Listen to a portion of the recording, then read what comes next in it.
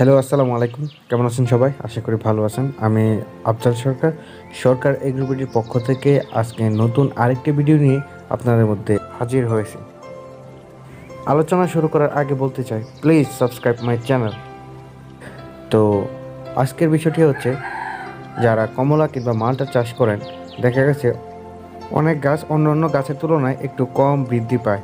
তো এই ব্যাপারে আমি একটি জিনিস ফাইন্ড আউট করেছি, সেটি হচ্ছে যে গাছগুলো আপনি একটু ছায়াযুক্ত স্থানে লাগাবেন, ওই গাছগুলা যেই গাছগুলো একটু মানে ফর্সা কিংবা রৌদ্রোজ্জ্বল জায়গায় লাগাবেন, ওই গাছগুলো থেকে একটু কম বড় হবে।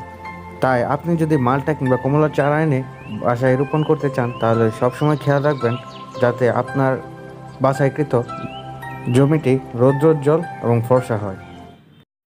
তাছাড়াও আপনার কমলা কিংবা মালটা চারা দ্রুত বৃদ্ধি না পাওয়ার আরও অনেক কারণ থাকতে পারে, যেমন জৈব সারের ঘাটতি এবং বিভিন্ন রকম ক্ষতিকর পোকামাকড়ের আক্রমণ।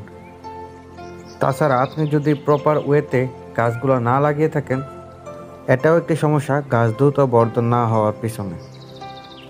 চেষ্টা করবেন যাতে গাছের গোড়ার আশেপাশে আগাছা না জন্মাতে পারে। কিন্তু দেখতে পাচ্ছেন আমার গাছের গোড়ার আশেপাশে প্রচুর পরিমাণ আগাছা, কিন্তু আমি সময়ের কারণে এটা পরিষ্কার করতে পারিনি, কিন্তু এখন পরিষ্কার করবো ইনশাল্লাহ। আগাছাগুলো পরিষ্কার করে রাখতে পারলে আপনার গাছগুলো মাটির পুষ্টি উপাদান একাই ভোগ করবে, যার ফলে আপনার গাছগুলো একটু তাড়াতাড়ি বৃদ্ধি পাবে। আর এই যে দেখতে পাচ্ছেন যে ছায়াযুক্ত স্থানে লাগানোর কারণে ওই গাছটা অন্যান্য গাছগুলো থেকে অনেক ছোট।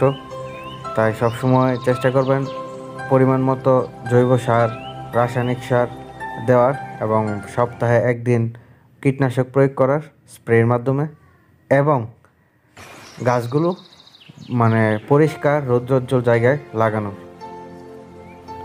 তো আজ এই পর্যন্তই, দেখা হবে পরবর্তী কোনো ভিডিওতে নতুন কোনো বিষয় নিয়ে।